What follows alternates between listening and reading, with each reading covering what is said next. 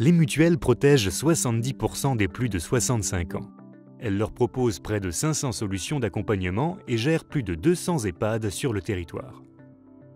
C'est avec cette expertise unique que la Mutualité française formule des propositions pour améliorer la prise en charge de la perte d'autonomie des personnes âgées autour de 4 convictions.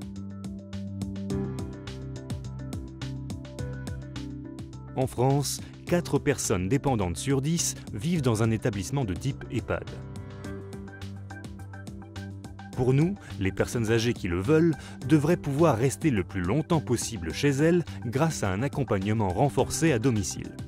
Des coordonnateurs autonomie pourraient organiser leur prise en charge de façon adaptée à leur niveau d'autonomie et tout au long de leur parcours.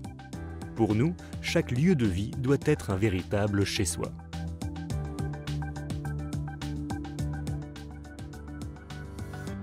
Les chutes sont l'un des premiers facteurs de perte d'autonomie.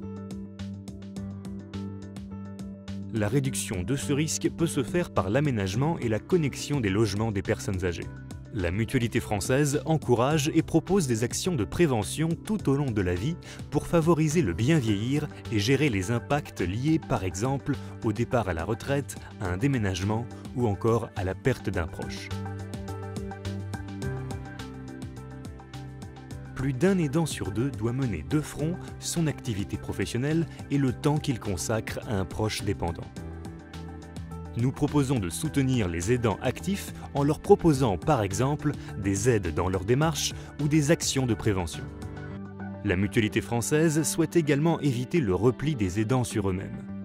En systématisant des chartes de partenariat avec les professionnels du secteur afin de les associer aux décisions des professionnels, en créant des réseaux d'entraide numérique.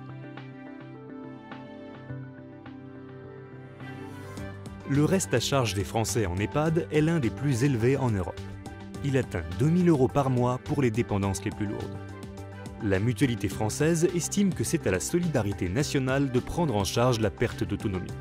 Les financements publics doivent donc être renforcés pour supporter l'augmentation des besoins, mieux valoriser les professionnels et réduire les restes à charge. Les tarifs des EHPAD devraient être plafonnés et adaptés aux ressources des personnes âgées afin de diminuer leurs factures.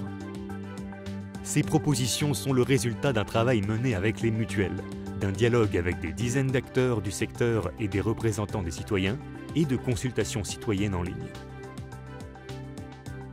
Et le débat se poursuit.